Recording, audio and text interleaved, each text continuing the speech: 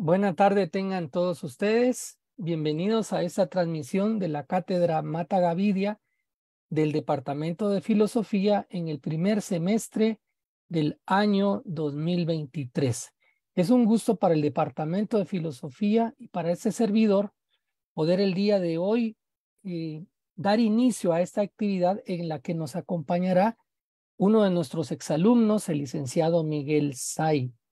Antes de dar inicio a la Cátedra Mata Gavidia, que es tan importante y tan significativa para el Departamento de Filosofía, daremos algunas indicaciones importantes para todos los que nos acompañan. En primer lugar, comentarles que unos 20 minutos antes de que termine la disertación del licenciado Miguel Say, vamos a proceder a habilitar el chat para que ustedes puedan poner sus preguntas, ¿sí? De manera que este servidor, como moderador de la actividad, las pueda trasladar al licenciado Miguel Say. También indicarles que se pondrá más o menos en ese lapso de tiempo, unos 20 minutos antes de que termine la disertación, el enlace para que ustedes registren su asistencia y puedan obtener la constancia respectiva de la Cátedra Mata Gavidia del año 2023. Sin más preámbulo, vamos a dar inicio a esta Cátedra Mata Gavidia, que este año lleva por título, en el tema del licenciado Miguel Say, La liberación del otro en la filosofía de Enrique Dussel. Como antesala, y tomando en cuenta que conmemoramos, recordamos y repensamos el legado de José Mata Gavidia, vamos a proceder a leer algunas líneas importantes de su aporte y de su pensamiento. Estamos hablando de un pensador nacido en 1916 y que fallece en 1989. Tiene un aporte muy interesante a la historia de las ideas y a la visión de progreso desde la academia universitaria.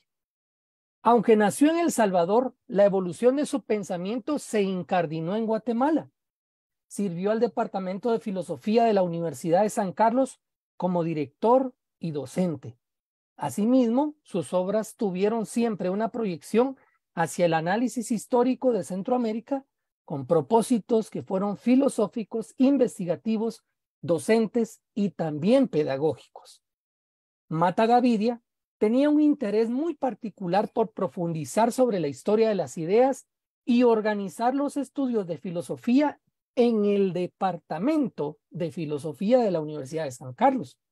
Eso lo menciona uno de sus estudiosos, que es el costarricense Constantino Láscaris. Como muestra patente de este interés quedan las investigaciones, fundación de la Universidad en Guatemala, 1548 a 1688, y panorama filosófico de la Universidad de San Carlos al final del siglo XVIII. En su trayectoria filosófica, sus primeras publicaciones giran alrededor de la historia de la filosofía. Posteriormente, brota una evolución hacia la didáctica de la enseñanza de la madre de las ciencias. A partir de estos dos momentos, se va a constatar un despegue hacia lo que quizás fue su aporte más significativo a la historia de Guatemala y su desarrollo. En efecto, desde la propuesta heideggeriana, Mata Gavidia tomó una vitalidad que le arrebataría a la realización de análisis profundos de la historia de las ideas filosóficas en Guatemala y a procurar hacer una organización del estudio de la filosofía en nuestra Universidad de San Carlos. Hablar de este pensador y del desarrollo tiene mucho sentido si se reconoce su profunda vena investigativa. Su vida misma es en sí una entrega a la investigación, razón por la cual ineludiblemente será polémico respecto al análisis del devenir de las ideas filosóficas en nuestro país. Si se hace un sencillo recuento de algunas de sus obras y artículos, podríamos mencionar entre los más importantes: la influencia de España en la formación de la nacionalidad centroamericana, causas del secular retraso en la fundación de la Universidad de San Carlos, panorama filosófico de la Universidad de San Carlos al final del siglo XVIII, temas de filosofía moderna sustentados en 1785 en la Universidad de San Carlos, antropología e historia de Guatemala, la Universidad de San Carlos en el movimiento de la independencia, introducción a la rusticatio mexicana, el Colegio de Santo Tomás, lo auténtico y circunstanciado en la independencia de Centroamérica, metodología augustiniana, fundación de la Universidad en Guatemala, anotaciones de historia patria centroamericana, filosofía griega como investigación, docencia en forma de investigación en los estudios generales, existencia y perduración en el Popol Vuh, pronósticos hispanos de emancipación americana. Quisiera finalizar esta breve presentación o reseña del licenciado Mata Gavidia, el gran maestro, con un fragmento que él mismo escribió sobre algunos pensadores centroamericanos, y dice de la siguiente manera: unos buscan hallar lo que otros han encontrado, otros buscan descubrir cosas nuevas. Los que buscan lo nuevo progresan. Los que buscan recibir lo ya encontrado se convierten en estancados o en satélites. La búsqueda de modalidades, transformaciones, etcétera, nuevas, es decir, la investigación de la propia realidad social y sus recursos, la investigación del propio yo y sus características, la investigación del cosmos y sus posibilidades de transformación. Esto hace que una comunidad pueda avanzar en su desarrollo y disfrutar de mejores condiciones. En este momento, procederé a leer el currículum vitae del licenciado Miguel Say.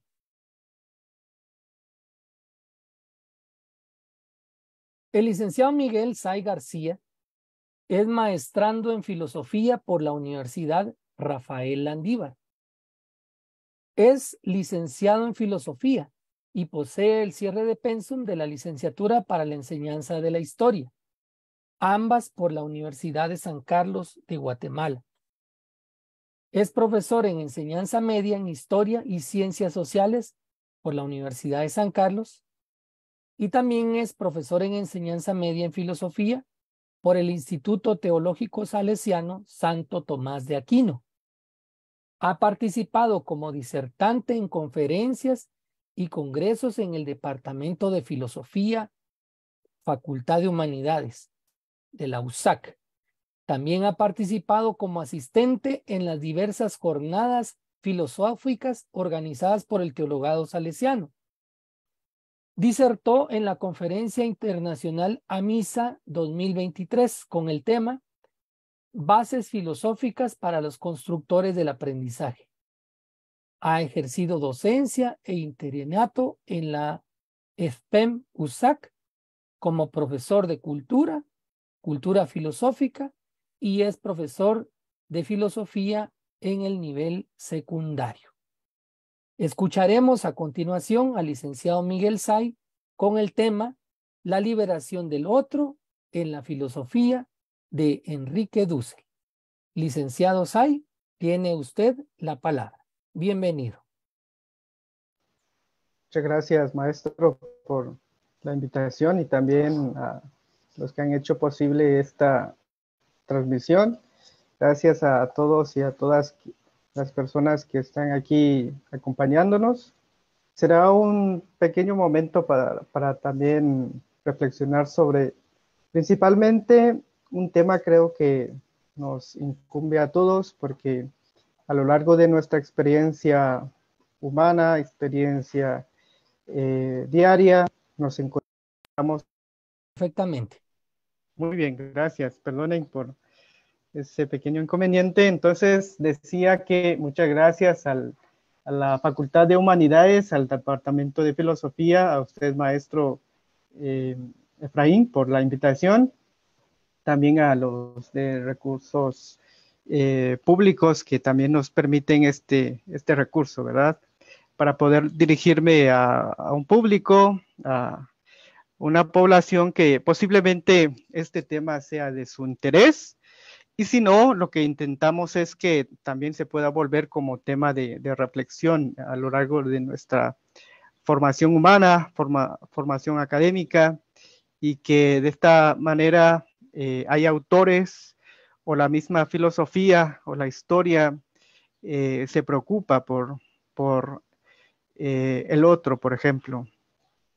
Ciertamente el título de esta pequeña conferencia sería la que tenemos acá en pantalla, La liberación del otro en la filosofía de Enrique Dussel, y es como un acercamiento al autor. Ciertamente es un autor vivo, que todavía su obra está en construcción, pero claramente el tema de la liberación es su principal objetivo y también la liberación del otro. Entonces, este sería como un espacio de reflexión. Es un poco largo este momento, pero queremos hacer una breve introducción a lo largo de unas preguntas y unas imágenes que estaremos proyectando. También este objetivo, esta intención de liberación surge en un contexto latinoamericano. Entonces, también hemos colocado aquí algunos autores que veremos y también parte principal del acercamiento a Dussel sería su formación, la evolución de su pensamiento, la influencia de algunos autores en su pensamiento, esos giros que ha hecho él a lo largo de su vida y también algunos aspectos que han sido muy, diríamos, significativos. Por ejemplo, salir de su país, Argentina, para buscar residir en México. Actualmente reside en México. Y ya veremos también a lo largo de la pregunta que se hará, ¿quién será el otro? Y en este aspecto vamos a encontrar una fundamentación en el personalismo de Manuel Muñer. Luego, algunas categorías que estaremos enfatizando sería la metafísica de la alteridad y la irrupción del otro. Entonces, como una pequeña anotación, él ha estado más o menos posiblemente en 3 ocasiones en Guatemala o más. La última fue en noviembre del 2012, en el que pues Guatemala fue denominada como capital mundial de la filosofía. Muy bien, a partir a modo de introducción, vamos a interactuar un poco con ustedes también que nos escuchan detrás de sus pantallas y que esto no se vuelva muy tediosa, por ejemplo, sino que sea un momento de reflexión.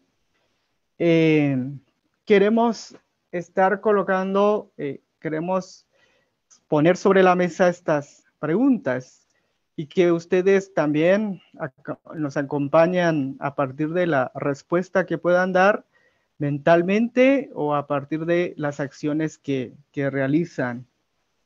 Vamos como parte de una introducción para que ustedes que nos escuchan y están viéndonos por medio de la pantalla puedan también hacer un poco la reflexión con nosotros y también plantearse estas preguntas. La última que hemos colocado, que sería esta, ¿por qué el otro y su liberación en la filosofía de Dussel? Esta es la problemática que nos ha llevado a hacer esta investigación.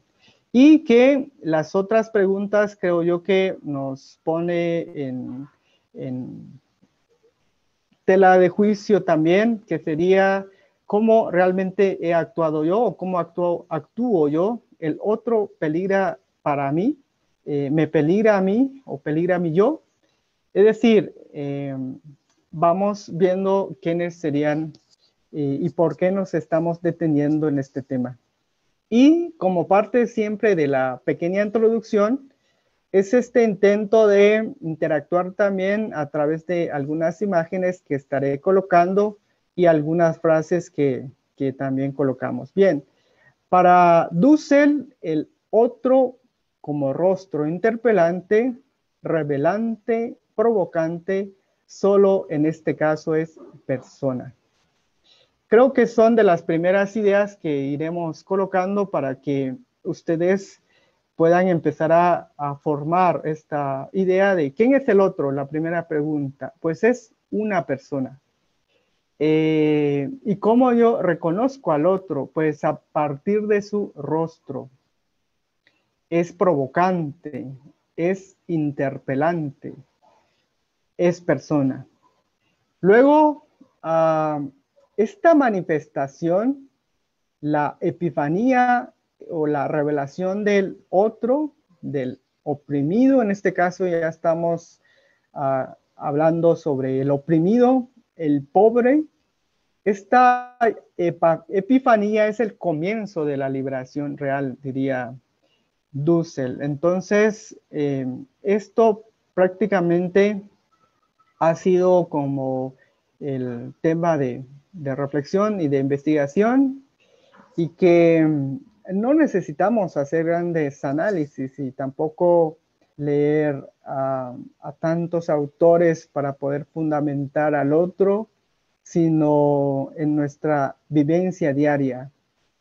Más adelante nos encontraremos con la categoría del cara a cara, por ejemplo, que proponen Dussel, pero también lo tomará de Emmanuel Levinas. Entonces, estas son espacios para que nosotros podamos empezar a considerar por qué la liberación del otro. La reflexión por el otro es el respeto y el conocimiento del otro como otro, momento ético-metafísico que la conciencia debe prohibirse transgredir. Es decir, cuando la conciencia, cuando yo como persona intento anular al otro a partir de mis ideas, a partir de mis prácticas, intento eliminar a la otra persona a partir de mis propias decisiones o proyectos, entonces estoy llevando a cabo una acción ilícita para este autor, éticamente ilícita, pues se estaría absorbiendo al otro, a los oprimidos o al pobre, por ejemplo. Y coloco una pequeña frase también de una autora que creo yo importante para poder mencionar en este pequeño momento de reflexión sobre el otro y también como una acción filosófica, ya que la filosofía ciertamente es una actividad que conlleva mucho discurso. La filosofía es una disciplina que involucra la palabra, pero muchas veces esta palabra o es anulada o es una palabra imitada, o puede ser también un discurso que va fortaleciendo digamos que una realidad que elimina al otro, a la otra persona. Entonces, ya que toda actividad filosófica se basa en la palabra, es pertinente que la filosofía No olvide la deuda que tiene con el discurso, dice la autora Sayak Valencia. El poder que ostenta también de crearlo y crear ideas e interpretaciones de la realidad que nos circunda.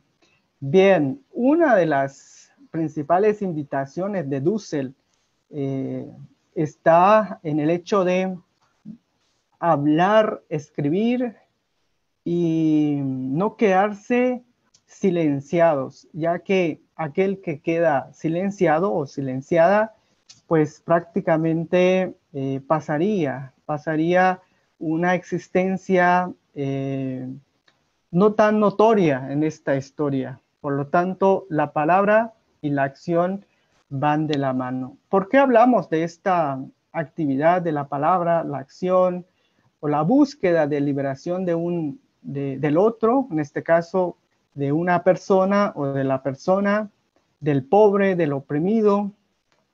¿Por qué nos enfatizamos en esta problemática? Pues precisamente, y también inspirándonos un poco en Ignacio Ellacuría, él plantea algunas preguntas en este pequeño texto que tiene, muy conocido también, Filosofía para qué.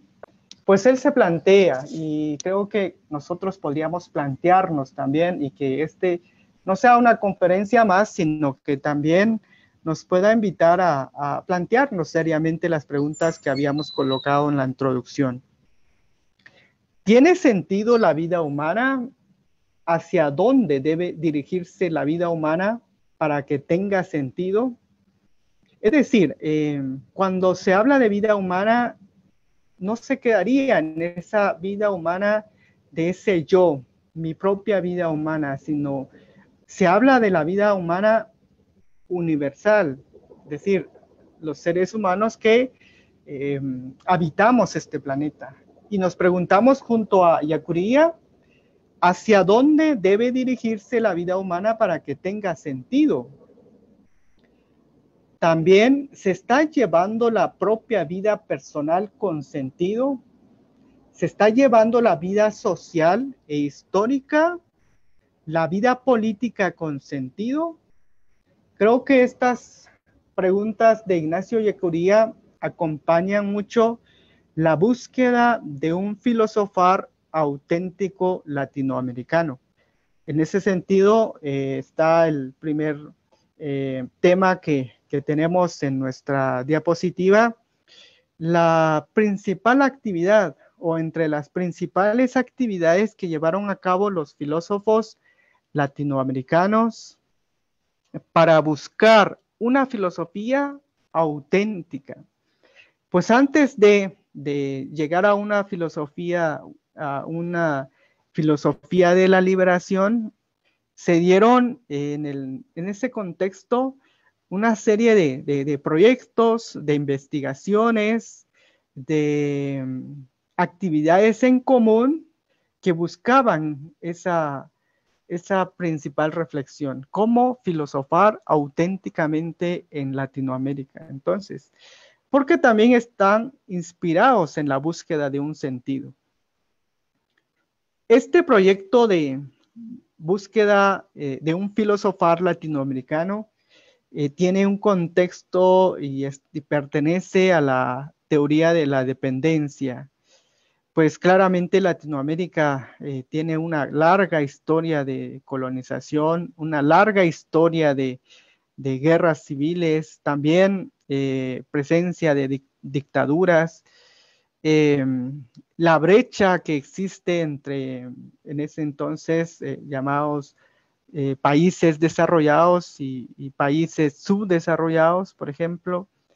Esta teoría de la dependencia daba ya gritos o invitaba para que los intelectuales de Latinoamérica pudieran dar una respuesta o intentaran dar una respuesta.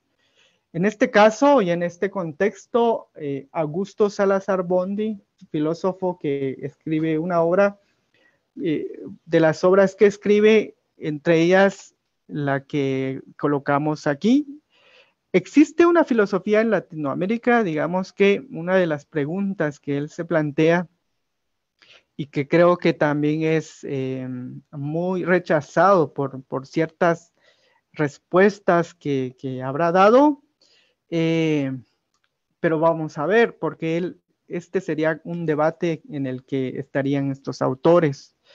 Entonces, Augusto Salazar Bondy es un autor que reconoce toda la estructura de dominación en la que se ha desarrollado Latinoamérica y llega a considerar que es imposible que en una cultura dominada se pueda hacer una filosofía auténtica, porque él piensa que la filosofía es el producto de una conciencia de una cultura plena. Él piensa que en nuestro contexto latinoamericano el pensar ha sido ajeno a la propia historia latinoamericana y también ha sido una actividad extraña al destino de los que conforman la sociedad. Pues él piensa que hemos tenido a lo largo del desarrollo de la filosofía latinoamericana una actividad de carácter imitativa de la filosofía que los hombres de ultramar, llama él, nos han traído. O consideraba Salazar Bondy de que es una filosofía que había sido un proyecto de la monarquía o un proyecto de instituciones, pero precisamente era una acción imitativa. Así que, más allá de la negación de una filosofía latinoamericana para Salazar Bondy, dejaba como una propuesta también, y él considera que hay una tarea, unas tareas de la filosofía latinoamericana. Piensa que debe ser una actividad destructiva, es decir, comenzar desde cero, comenzar a plantear las preguntas muy propias de la región latinoamericana. También tendrá una tarea de que sea canceladora de prejuicios, porque los prejuicios en el ámbito académico se desarrollaban y se siguen desarrollando. Se pone en tela de juicio de que la filosofía de la liberación sea una filosofía, digamos que auténtica, por ejemplo. La filosofía, piensa Salazar Bondy, tiene la necesidad de liberación. Y para esa acción, pues, es importante un pensamiento auténtico. Asimismo, una conciencia desveladora de nuestra sujeción como pueblo. Esa filosofía debe tener esa tarea como una conciencia desveladora de esta dominación que se tiene en el contexto latinoamericano. Debe tener una conciencia liberadora, decía Salazar Bondy, y nuestra filosofía debe ser teoría y praxis. Creo que esto no se le ha reconocido a Salazar Bondy, por eso quería enfatizar en este día. Él reconocía la importancia de una filosofía basada en la teoría y la praxis, ejecutada en nuestro propio mundo, en nuestro propio contexto, bajo y de acuerdo a nuestras propias pautas y categorías. Esa sería la tarea de la filosofía latinoamericana para Salazar Bondy. Y en este contexto también se comenzaron a desarrollar muchos proyectos de investigaciones. Ahí surgieron algunos grupos, un grupo que se llamó Liperión. Entre los precursores sería el mexicano Leopoldo Sea, y el siguiente grupo sería Tucumán, y de los precursores están los discípulos de Francisco Romero. ¿Cuál sería el objetivo? Principalmente ser capaces de filosofar auténticamente, era uno de los objetivos. habían distintos temas en desarrollo, existencialismo, positivismo, también temas en lógica, pero todos también se encontraban bajo este objetivo, ser capaces de filosofar auténticamente. Bien, entonces, siempre en este contexto de la filosofía latinoamericana, tenemos también a Francisco Miró Quesada y a Leopoldo Sea. Considera que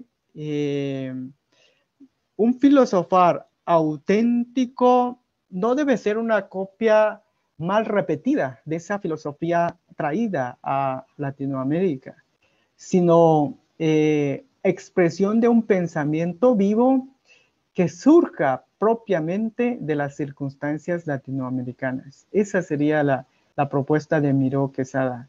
Leopoldo Sea también considera que la manera de hacer filosofía auténtica en América Latina debe meditar o debe basarse sobre nuestra realidad. Propiamente una realidad que esté apegada a nuestra propia historia, apegada también a un significado existencial. Entonces, por esa razón se va a enfocar también en la búsqueda de un sentido. Por esa razón también hemos iniciado con las preguntas sobre quién es el otro, podría yo ser ese otro, el otro me interrumpe o pone en peligro mi yo, por ejemplo, son momentos existenciales también. Y una de las preguntas que planteó Miró Quesada sería, ¿por qué solo los pensadores latinoamericanos necesitaban asegurarse de inclinarse o de buscar una filosofía auténtica? Sería, ¿por qué los pensadores latinoamericanos necesitaban asegurarse de hacer una filosofía auténtica? Esta pregunta llama la atención porque precisamente él considera que la filosofía europea jamás se plantea si hace una filosofía auténtica. Es decir, él considera que los filósofos europeos ingenuamente piensan que están haciendo una filosofía auténtica. ¿Y por qué el pensador latinoamericano sí se plantea esta problemática de si está haciendo una filosofía auténtica o no? Sería entonces las principales inquietudes que se dan a lo largo del contexto latinoamericano. Otra de las consideraciones de Leopoldo Sea sería, a modo de debate con el pensador Augusto Salazar Bondy, es el hecho de que en esta región latinoamericana los humanos también hacen ciencia, filosofía o técnica, porque el humano de esta región no es menos humano que los europeos o los norteamericanos, diría Leopoldo Sea. Y cuando se piensa esa imposibilidad de hacer filosofía hasta haber superado el subdesarrollo, considera Leopoldo Sea, es pensar que los latinoamericanos no son aún humanos. Entonces, como respuesta al pensador Augusto Salazar Bondy, porque él pensó que si no superamos el subdesarrollo, difícilmente podríamos hacer una filosofía, ya que la filosofía es la cima de la conciencia de una cultura plena. Pero entonces Leopoldo Sea le daría una posible respuesta. Si pensamos de esa manera, sería considerar que el hombre latinoamericano, el humano latinoamericano, sería menos hombre que los seres humanos de otras regiones. Muy bien, esas son como las dudas y las problemáticas en las que se han dado a lo largo de la historia de la filosofía latinoamericana. Por esa razón, Enrique Dussel considera que la filosofía latinoamericana es distinta y responde a problemas muy propios. Y ya lo había dicho también Leopoldo Sea, que el pensar latinoamericano surge a partir de la inquietud que se tiene por pensar lo nuestro. Y considera Dussel que para poder pensar sobre Latinoamérica, debe dolernos Latinoamérica, debe desesperazarnos y también debe tornarse problemática para que se pueda hacer un ejercicio de reflexión sobre temas latinoamericanos. Y llama la atención, por eso coloco aquí una frase que sería: cuando se intenta hacer una filosofía perfecta y lejana a la condición latinoamericana, muchas veces sería una filosofía incomprendida en el contexto latinoamericano, diría Dussel. Bien, pues precisamente la filosofía latinoamericana es distinta y responde a problemas propios de este contexto, ya que para poder hacer un pensamiento propio original, considera Dussel, debe ser algo propio de esta región. Totalmente un pensamiento que intente dar respuesta a las diversas problemáticas. Muy bien, lo anterior habría sido el contexto latinoamericano, la inquietud por buscar una filosofía latinoamericana auténtica, y ya inclinándonos hacia la filosofía de la liberación latinoamericana, queremos colocar dos objetivos de esta filosofía de la liberación según Juan Carlos Escanone. Surge en los años 70 y principalmente para Escanone y para los pensadores de este movimiento, surge debido a la situación de dependencia injusta en América Latina, principalmente. Segundo sería la convicción de que para superar esta dominación debe ser y es necesario, aunque no sea suficiente, el aporte de una filosofía de la liberación. Estos serían los dos objetivos que coloca Juan Carlos Escanone. Y una de las ideas de Escanone sería: es necesaria una filosofía que no solo tomara como tema la liberación, no solamente quedarnos con reflexionar sobre la liberación, sino pensar desde la praxis.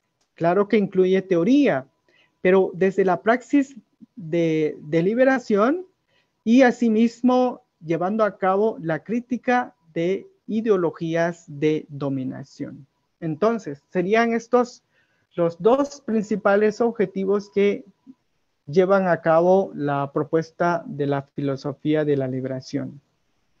Reconoce también Escanone que es una filosofía que sigue siendo vigente, aún con las críticas que pueda recibir en la actualidad, que ya no sería vigente, o que no ha hecho realmente una liberación, o que también se ha quedado en teoría, por ejemplo. A pesar de estas críticas, piensa Escanone que sí tiene futuro, y que también, pues porque es un pensamiento crítico, es un pensamiento que toma muy en cuenta la realidad histórica. De hecho, Ignacio Ellacuría pone totalmente la dimensión de la realidad histórica como lugar donde se encuentra la verdad, a fin de contribuir para cambiarla en más humana, considera Escanone. Es decir, la propuesta de una filosofía de la liberación es precisamente para llevar a cabo ese pensamiento crítico y que se pueda llevar o construir una sociedad más humana. ¿Y quiénes conforman esta sociedad más humana? Pues nosotros, Pues el otro, principalmente. Muy bien. Luego, la filosofía de la liberación se centra principalmente en el oprimido, el marginado, aquella población desplazada por la lógica de una política que crea proyectos y que no integra a esta población. La filosofía de la liberación se centra en ese otro, en el pobre, en el marginado, en el oprimido. Entonces, esta filosofía es principalmente una manera de dar respuesta de manera ética e histórica a la situación de los pobres, ya que principalmente el otro, el marginado, no podía, por ejemplo,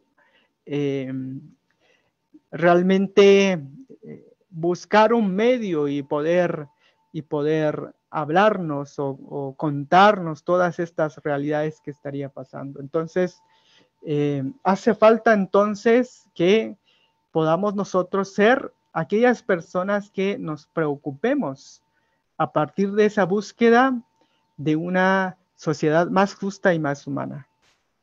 Es decir, una sociedad más integral y una justicia hacia y con ellos, según Scanone.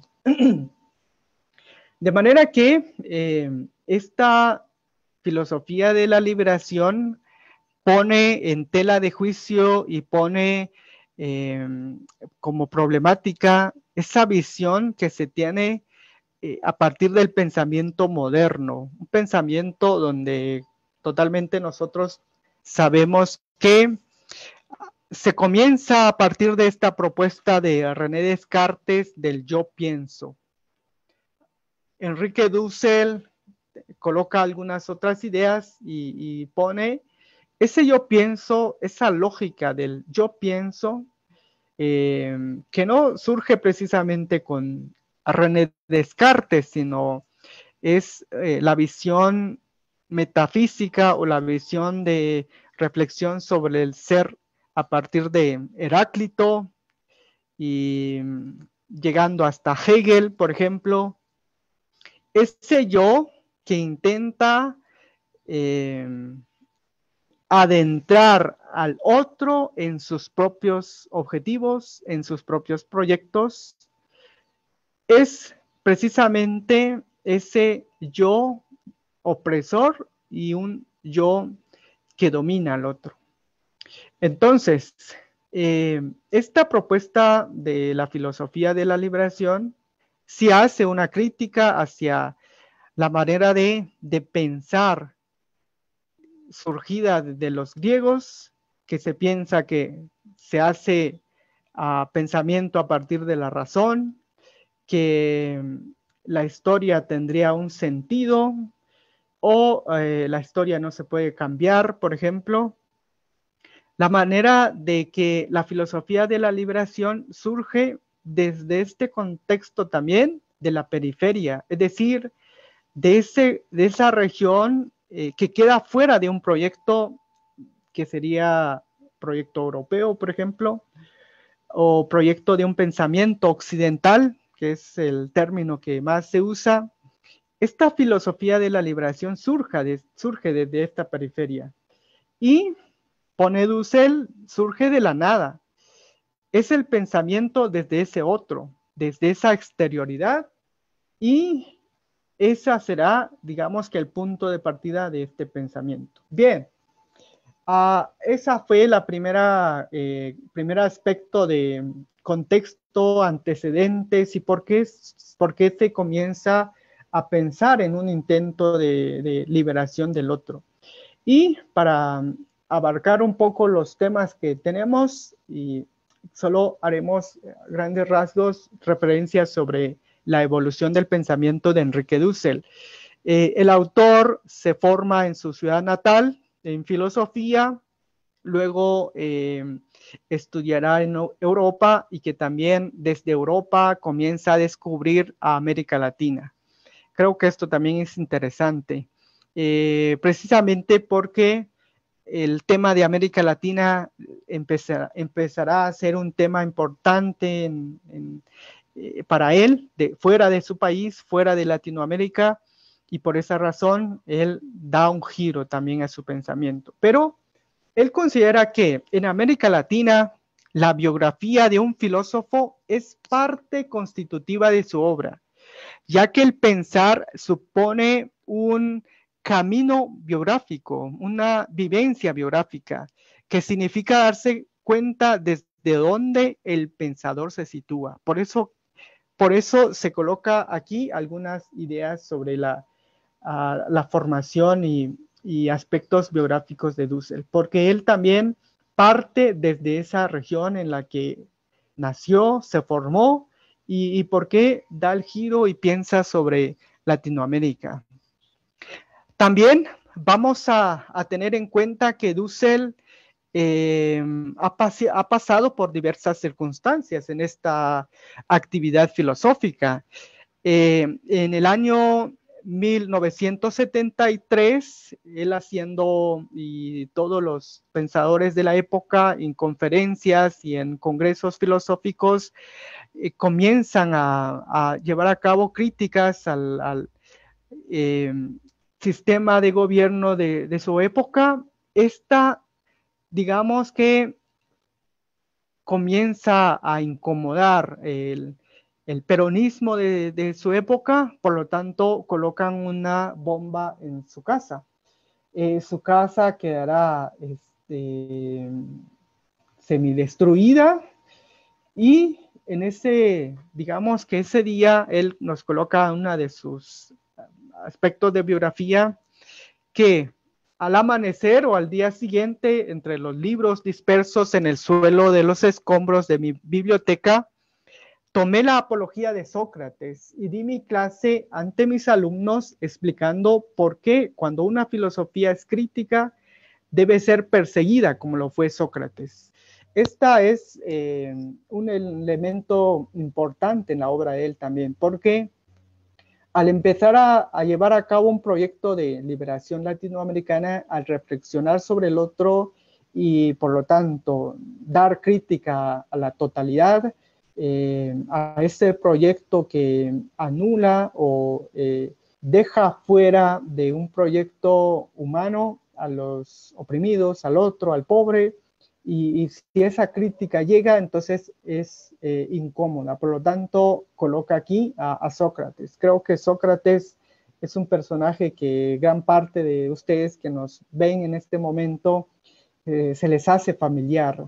Entonces, es decir, una búsqueda de liberación siempre conlleva ciertas también acciones. Y en el pensamiento de Enrique de Dussel también reconocemos que hay una influencia de Emmanuel Levinas.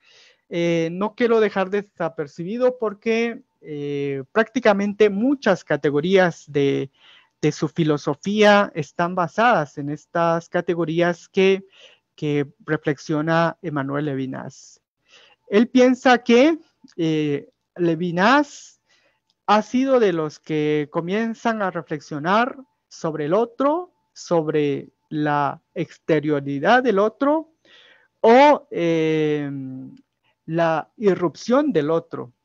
Entonces, Levinas es un autor judío que se formó en el método fenomenológico, tuvo contacto con Heidegger, se separa de él a partir de la Segunda Guerra Mundial.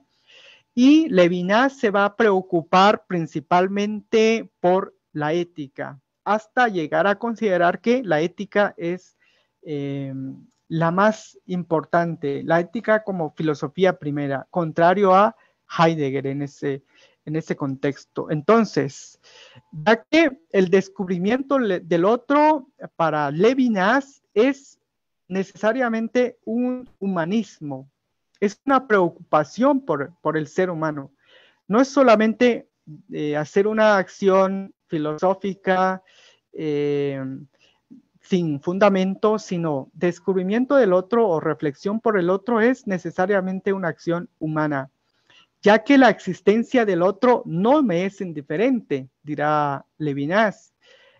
Nadie se escapa de la exigencia del otro, no se puede ignorar, es decir, el otro me interpela, de manera que el otro es aquel que se me presenta y es como un infinito, porque yo no puedo concebir o determinar al otro, no puedo darle una definición acabada, pues el otro o la persona misma es un ser inacabado. Así que solo al abordar o al reflexionar sobre el otro me siento a mí mismo, dirá Levinas. Y no es que mi experiencia se constituya en el pensamiento de los otros, una existencia denominada objetiva, tal como se refleja en el pensamiento de los otros y por la cual cuento en esa universalidad. En el estado, en la historia, en la totalidad, no me expresa, sino que me disimula. Bien, es la reflexión de Levinas sobre el otro. También considera que nosotros nos encontramos con nosotros mismos. A partir de la relación con el otro, con la otra persona, yo me encuentro conmigo mismo. Y en esta realidad me reconozco también. Y a partir de la realidad del otro, de la otra persona, yo adquiero identidad. Ya veremos un poco más adelante por qué adquiero identidad a partir del otro. Y la realidad máxima y última es el descubrimiento del otro. Claramente, entonces, Levinas es un autor que está muy presente también y parte de la formación del pensamiento de Dussel. Acá se va a dar una separación entre Levinas y Dussel precisamente porque para Dussel, Levinas seguirá pensando en el otro, pero en un otro de manera teórica, pero no busca la liberación del otro. Por lo tanto, Dussel se separará de Levinas. Y claro que reconoce que el mérito de Levinas será haber planteado la alteridad del otro, es decir, el otro me interrumpe, el otro me interpela, no interrumpir en un sentido negativo, sino el otro sale y me interpela. Por lo tanto, esa sería esa alteridad. Levinas piensa Dussel, su otro es todavía abstracto y pasivo. Lo que se necesita es liberar a ese otro. Y tampoco el otro de Levinas podría ser un indio, el negro, el asiático, coloca Dussel. Pero en este caso sería, por ejemplo, aplicando los términos y movilizándonos en nuestra región, podríamos decir que ese otro posiblemente tampoco haya sido tema de reflexión por Dussel. Por esa razón nos toca a nosotros hacer esa reflexión. Muy bien. A manera de buscar siempre esta pequeña o una cercanía de fundamentación en el personalismo de Munier, vamos a dejar que el otro es persona. ¿Y qué es una persona? Esto es lo más interesante para poder abordar también que una persona no se puede definir. Una persona es un absoluto. Y también la persona no puede reducirse a cualquier otra persona humana. No puede ser considerada como parte de un todo, de la familia, de una clase, de un estado, de una nación, de la humanidad. Es decir, la persona es ese ser que solamente se le pueden colocar atributos o dimensiones. Por esa razón, el personalismo no define a la persona, sí reconoce características y dimensiones de ella. Es decir, la persona es una existencia incorporada. ¿Qué quiere decir? Que la persona humana, el otro o yo como persona, poseo un cuerpo y este cuerpo es el que me permite entrar en relación con las otras personas.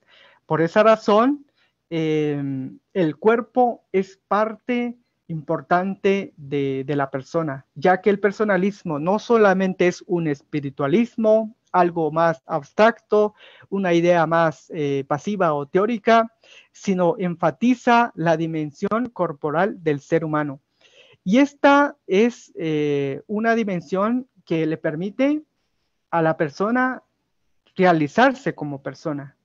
De manera que piensa Munier que no puedo pensar sin ser, ni ser sin mi cuerpo. Yo estoy expuesto por él a mí mismo, al mundo, a los otros. Esta Licenciado Miguel, sería la... ¿Sí? solo para informarle que nos quedan unos 5 minutos y avisar a las personas que están viendo su disertación que ya pueden colocar sus preguntas en el chat de Facebook Live. Disculpe la interrupción, licenciado Miguel. Muy bien, gracias. De manera que la persona humana no se define, sino tiene características, y la persona humana es quien se hace libre y debe ser libre, y es la que también exige su libertad. Y ya para ir terminando, colocaremos una de las acciones de la persona humana según Munier. Existir personalmente es también decir un no, por ejemplo, protestar, ya que este rechazo, esta ruptura, son ciertamente categorías esenciales de la persona. Y esto se da ciertamente bajo la libertad, ya que la libertad es afirmación de la persona, se vive, no se ve. Es decir, la misma vida humana es la que nos lleva y nos tiende hacia la libertad. Y no solamente una libertad desde mi propio yo, sino también la búsqueda de libertad de la persona, del otro, que no conforma mi ser o mi yo. Una pregunta que habrá lanzado Dussel sería, ¿podemos nosotros visualizar una creciente liberación del ser humano de la periferia? ¿Se puede hacer ese proyecto liberador del otro? Entonces ha sido ese proyecto plenamente de Dussel, y el término de alteridad será ese reconocimiento del otro, ya que esta alteridad es una manera de poner en duda la lógica totalitaria, poner en duda ese proyecto que no reconoce o que no toma en cuenta al otro, al pobre, al oprimido, y por lo tanto el pobre, el oprimido, nos sale en la realidad cotidiana, pues las observamos, nos encontramos constantemente con ellas, el cara a cara, que sería una experiencia primigenia, una experiencia cotidiana, piensa Dussel y también Levinas. Y aquí dejo algunos aspectos sobre problemáticas guatemaltecas, por ejemplo, la desnutrición. ¿Y qué hay que hacer? Pues propone Dussel una responsabilidad del otro, una responsabilidad ética. Nos toca a nosotros también no ignorar estas realidades, ya que se van transformando. Adela Cortina habrá puesto, por ejemplo, desarrolla el tema de la aporofobia, que es otra manera de rechazo al pobre, y precisamente con esa intención. Bien, como les decía, a manera de conclusión, yo quiero dejar estas preguntas, más allá de hacer una conclusión teórica, quiero dejar como conclusiones y problematizaciones. ¿Nos hace sentido la propuesta intento de liberación que busca Dussel? También yo plantearía, estoy dispuesto a investigar sobre el pensamiento de Dussel, si es que desconozco este tema, por ejemplo, y la experiencia existencial y la ubicación influye o debe influir en la construcción del pensamiento o en la reflexión filosófica. Es decir, gracias por la atención y vamos a pasar al espacio de las preguntas.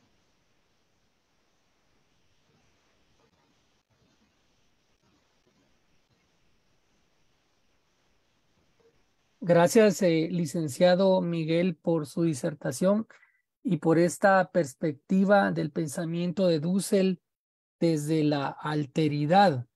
Ya tenemos algunas preguntas y A continuación procedo a plantearla. Antes de la pregunta, informo a todos los que nos están viendo o escuchando que ya va a aparecer en estos momentos el enlace para que registren su asistencia y puedan obtener su constancia de participación.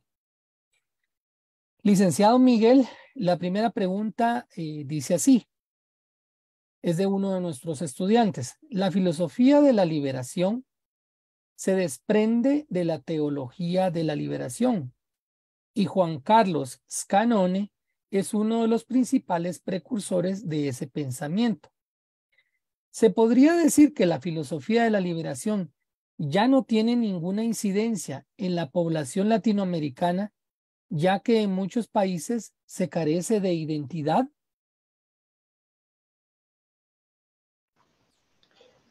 Ciertamente hay una gran relación entre filosofía de la liberación y también teología de la liberación, pero creo yo que aún careciendo, si este es el caso de la pregunta de la persona, eh, aún si consideráramos carencia de identidad, falta de identidad, aún en esa problemática, por ejemplo, la filosofía de la liberación sigue siendo mucho más vigente. ¿Por qué? Porque estaríamos siempre en esa eh, característica de un interés por buscar esa identidad que no se tiene, por ejemplo.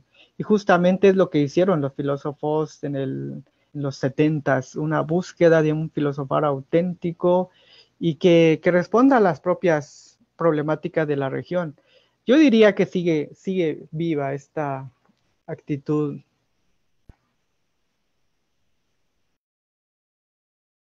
Gracias, licenciado Miguel. Aquí tenemos ya otra pregunta de Claudia Rodríguez que nos dice así. ¿Qué otros pensadores de la filosofía de la liberación recomienda leer que estén más contextualizados con Latinoamérica? Si aquí pone lo siguiente ella, si Freire y Fornet Betancourt con sus propuestas de diálogo son los inicios, ¿qué otras lecturas se podría recomendar en la actualidad? Pienso que más allá de pensar en otros autores más vigentes o autores más cercanos, posiblemente sea profundizar un poco más a estos autores, principalmente porque no se logra abarcar a todos, ya que son obras muy extensas. Por ejemplo, Dussel tiene una propuesta de una filosofía política, una filosofía de la educación, y claro que dentro de la propuesta de la liberación de la educación o esta pedagogía de la liberación de Dussel se relaciona mucho con la de Freire, eh, claramente porque sigue siendo tema importante y la educación sigue y está en un contexto, digamos que de exclusión o de dominación, o una educación bancaria como la que afirmaba Freire. Entonces, yo creo que otro de los más cercanos sería Ellacuría, un autor que conoció muy bien la realidad salvadoreña y muy cercana a la nuestra. Entonces, seguir con ellos y, y estar siempre en la discusión de estos autores. Por ejemplo, Excel- solo un dato más, perdón, por ejemplo, la obra de Adela Cortina, Porofobia, es decir, no es precisamente una autora que se ubica en el movimiento de filosofía de la liberación, pero reflexiona sobre una de las categorías o una de las realidades de la filosofía o la teología de la liberación, que sería el pobre, el excluido. Gracias. Gracias, licenciado. Aquí tenemos otra pregunta y dice de la siguiente manera. ¿Podría ser el pensamiento de Dussel un camino filosófico para leer o reinterpretar la historia latinoamericana? Totalmente. Yo diría que aún no se ha escrito, de hecho, Latinoamérica o principalmente Guatemala, difícilmente escribe su propia historia porque seguimos citando a los autores, los de la llamada historia universal, por ejemplo, y ya claro que hay tesis en la escuela de historia o en antropología y en otras unidades académicas o también universidades, pero se conoce poco. Entonces, sigue siendo también esa propuesta. De hecho, la filosofía de la liberación está tan apegada a la historia. No hay un pensar que pueda surgir olvidando la propia historia de esta región. Eh, sí, yo creería que sí. Gracias, licenciado Miguel. Aquí tenemos otra pregunta. ¿Cuáles son los principales desafíos para desarrollar un pensamiento liberador en Guatemala? Perdón, ¿puede repetir, por favor? ¿Cuáles son los principales desafíos para desarrollar un pensamiento liberador en Guatemala? Precisamente también se da en el ámbito académico, posiblemente, y en todos los ámbitos. Yo creo que los desafíos principalmente se dan a partir de un rechazo hacia, por ejemplo, la visión de una búsqueda de liberación a partir de movimientos, por ejemplo, inmediatamente se asocia la filosofía de la liberación con un marxismo, por ejemplo, o con un comunismo, y que solamente con escuchar esos términos inmediatamente viene el rechazo, por ejemplo. Ya sería el primer desafío, desconocer cuáles son realmente los fundamentos de la propuesta de cada uno de los autores, porque Dussel tiene una propuesta, Ignacio Yacuría tiene otra propuesta y entra en el mismo ámbito. Ya en el tema de la teología de la liberación, John Sobrino tiene sus propuestas, Gustavo Gutiérrez también, o también otro de los autores que también nos puede dar pauta para ver un poco, que sería Héctor Samur, que es un autor salvadoreño, que también nos pone el debate, nos deja en unos artículos muchos debates y muchos autores que nos ponen en discusión, que muchas veces nosotros los hemos aceptado. Entonces, desafíos son muchos, como todo pensamiento, o toda propuesta, o todo proyecto. Pero el hecho es de escribir, como dice Dussel, no tenerle miedo a ese espacio que puede rechazar esa escritura, sino escribir. Aunque sea, dice Dussel, aunque parezca pedante, aunque sea solamente de lectura personal, pero escribir.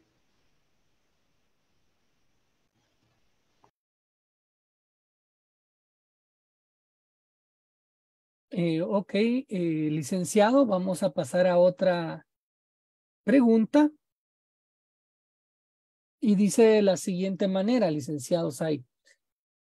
¿Tiene la filosofía de Dussel la impronta o influencia del marxismo como una especie de marco donde aparece el esquema dialéctico opresor, oprimido, amo, esclavo? Ya, bueno, de acuerdo al tiempo no pudimos llegar a ese método que propone Dussel, que sería el método de analéctico, y que principalmente supera también esta visión dialéctica y marxista, donde necesariamente hay que superar a la otra clase. Pues piensa Dussel que también se cae en el otro lado, en el otro ámbito, porque si el otro, el dominado, supera al dominador, y posiblemente se volvería nuevamente dominador para en ese entonces, en este caso, dominado. Entonces, es como una lucha que netamente no se llegará a la liberación del otro. En cambio, el método analéctico, que sería un método más dialógico, piensa Dussel, que creo que se conoce poco también. Y principalmente eh, se puede pensar como una utopía, por ejemplo, pero ciertamente Ignacio Ellacuría considera que la utopía es una de los horizontes que se tienen también, porque sin utopía se perdería la esperanza. Gracias, licenciado Say. Aquí tenemos otra pregunta del licenciado Marco Arevalo que dice, ¿cómo lo que no soy el otro puede hacerme ser? ¿Cómo el no ser funda el ser? No hay una contradicción. Se trata de rechazar a Europa como centro, pero no es una contradicción hacer usando categorías europeas como la visión dialéctica o también, si me permiten agregar a esta pregunta, el tema de la influencia del personalismo de Levinas o de Emmanuel Mounier. ¿No son esas categorías, así como la dialéctica, categorías también venidas en el lenguaje de Dussel de ultramar? Precisamente, sí son pensamientos si llamamos así, de ultramar, pero de acuerdo al contexto en el que surgen. Principalmente Levinas, pues es un autor judío y que es precisamente el otro en el sistema totalitario del nazismo en su momento, ¿verdad? Entonces, la reflexión por el otro que va a hacer Levinas será esta, digamos que de los primeros momentos que le permitirán a Dussel hacer su desarrollo de una filosofía de la liberación y del otro. Bueno, es del otro, pues encontramos contradicciones en diversos ámbitos de la vida. Es decir, asimismo el pensamiento humano también es universal. De manera que son de las críticas que se le hace a Dussel de criticar la modernidad o la filosofía occidental, pero también sigue dialogando con estos filósofos occidentales. No son los únicos con los que dialoga, sino con Habermas o con cualquier otro, pero principalmente en eso consiste, pensaría yo, y esto sería como una visión más personal.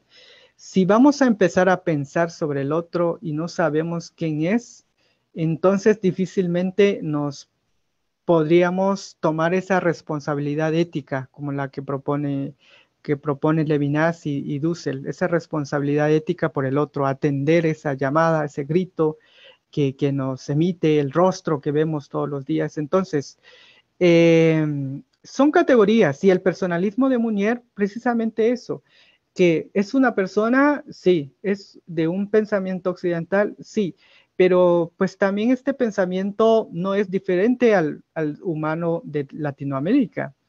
Es como caer en el mismo juego que se daría entre Salazar Bondi y Leopoldo Sea y Miró Quesada, por ejemplo. Si pensamos que no es posible emplear la categoría que usa Levinas y Mounier, estaríamos también considerando que las categorías que usan estos autores no se podrían aplicar al humano de Latinoamérica. Es como nuevamente decir, los autores Levinas o Mounier reflexionan sobre el humano europeo, pero no es el humano latinoamericano. Entonces, ¿qué es el humano latinoamericano? Nuevamente otra discusión, pero precisamente eh, hay un pensamiento universal, claro que el ser humano se autopiensa y creo que considerarse o tomar en cuenta de que somos personas es parte ya de un intento de fundamentación para que podamos empezar ya una base. Si no, estaríamos siempre en discusión. Y el otro, en este caso, el oprimido, el pobre, ahí está sufriendo y es real. Entonces, no está aquí con nosotros porque no tendrá, digamos que ese espacio. Pienso en, por ejemplo, los últimos datos que ha dado Prensa Libre de pobreza crónica en las Verapaces, por ejemplo. No estará con nosotros, pero sí, nosotros podemos seguir discutiendo teóricamente, pero el otro ahí está. Esa sería mi respuesta. Gracias. Gracias, licenciado, nuevamente por su respuesta. Y una última pregunta.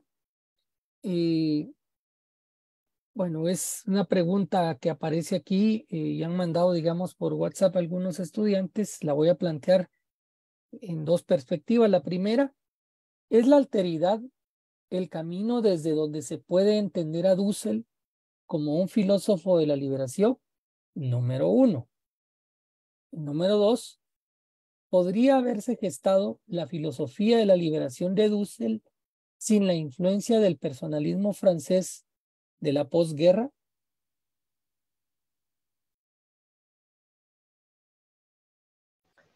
Muy bien, creo que voy a empezar por la segunda pregunta. Dussel se formó en Europa, hay que considerar eso. Se formó en Europa y de hecho las tesis que él hace, tesis doctorales, son sobre de una de un bien común, sobre siempre en ámbitos políticos, en ámbitos éticos, y también él reconoce en su formación filosófica que también conoció a la Escuela de Madrid, que serían como los discípulos de Ortega y Gasset, José Gauss. Él en una de sus obras reconoce que sí tenemos lo nuestro y coloca a Javier Zubiri. De hecho, Zubiri formará parte también de su formación. Entonces, ¿cómo separar la formación, digamos que académica europea, de su pensamiento, en este caso, filosofía de la liberación? ¿Cómo separar eso? Creo que la formación es la que hace que el ser humano crea algún proyecto. Más allá de seguir buscando estas como deudas que podría tener con la filosofía occidental, creo yo que importa más la acción tomada y el proyecto hacia el que se tiende. Es decir, bien podría haber hecho reflexión sobre otro tema y no sobre el otro, y no sobre Latinoamérica, porque claro que la libertad también está.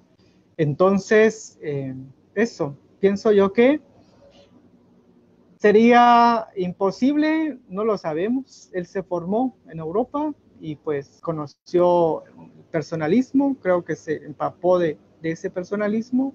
En su obra siempre hace uso del término persona, no del término individuo, tampoco del término hombre a secas. Entonces, puede ser una influencia sutil, pero ahí está. La primera pregunta la puede recordar, por favor.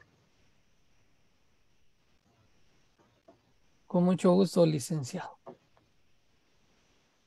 ¿Podría ser, licenciado, que ya esa pregunta haya sido abordada?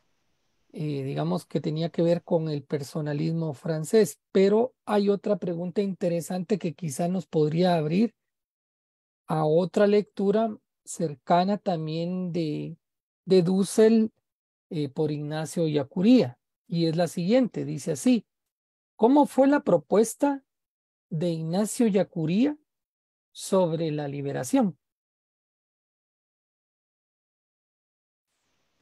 Sí, bueno, este sería un tema, yo creo que de los que también necesitamos abordar.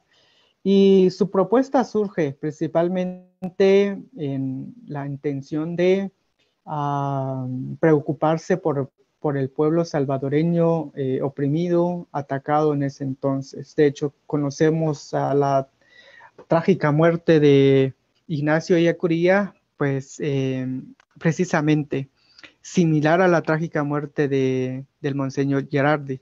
Es decir, aquellos que salen y le ponen voz a los oprimidos, a los olvidados.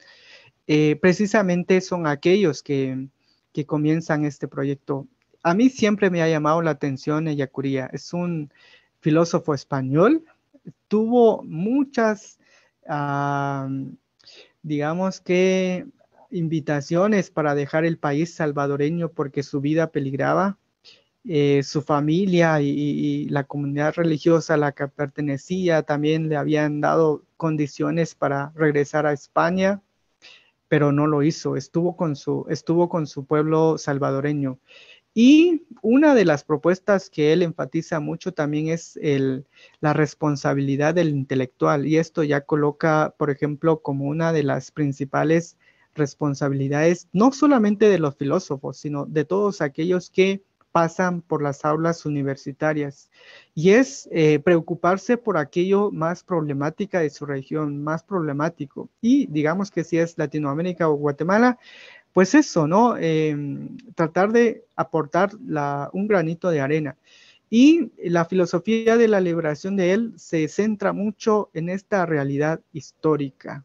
Y ya cuando decimos realidad histórica, creo que nos invita a que nosotros también podamos estudiar nuestra historia, que también es como una deuda nuestra, los que pasamos por las aulas universitarias. O estudiamos una historia muy superficial o pensamos que no es un curso importante porque nos dedicamos a desarrollar nuestra especialidad. Pero no, aquel que olvida su historia pues está condenado a repetirla. Entonces él se basa mucho y también muy inspirado en Javier Zubiri en considerar la realidad radical, que también viene desde Ortega y Gasset, ¿verdad? La realidad radical como la vida misma, no hay otra. Y para Enrique, Ellacuría sería la realidad histórica.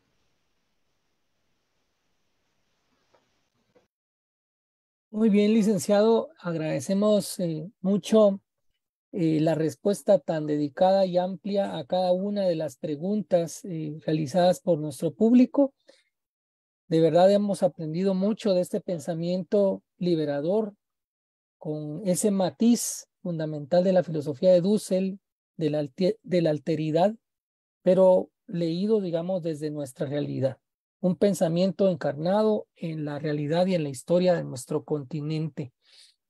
En este momento vamos a proceder a entregar al licenciado Miguel Say el diploma que otorga la Facultad de Humanidades por habernos impartido esta cátedra Mata Gavidia. Procedo a leer el reconocimiento que dice de la siguiente manera: Universidad de San Carlos de Guatemala, Facultad de Humanidades, Departamento de Filosofía. Otorgan el siguiente diploma a licenciado Miguel Say por su disertación en la cátedra José Mata Gavidia del primer semestre de 2023, con el tema La liberación del otro en la filosofía de Enrique Dussel, con una duración de 2 horas. Guatemala, 18 de mayo de 2023. Id y enseñad a todos. Firman su reconocimiento, licenciado, este servidor como director del Departamento de Filosofía, y el licenciado Santos de Jesús Dávila, decano en funciones de la Facultad de Humanidades de la Universidad de San Carlos de Guatemala. Con ello damos por concluida esta cátedra. No sé si usted quiere dejar un breve mensaje antes de que concluyamos, licenciado. Solamente para agradecer a todos aquellos que nos acompañaron y que sea una invitación también para acercarse a estos temas. No se pueden agotar en un breve tiempo, pero que sea una invitación. A ustedes, gracias maestro por la invitación y que tengan una feliz noche. Gracias, licenciado. Gracias a las autoridades de la Facultad de Humanidades, al señor decano, licenciado Santos de Jesús Dávila, al Departamento de Relaciones Públicas y también a todo el público que estuvo con nosotros reflexionando sobre este tema filosófico. Tuvimos personas conectadas desde Cuba, desde Quetzaltenango, desde las Verapaces, desde Jutiapa y desde varias latitudes del territorio aquí de nuestra Guatemala. Que tengan todos una feliz noche. Gracias por su participación.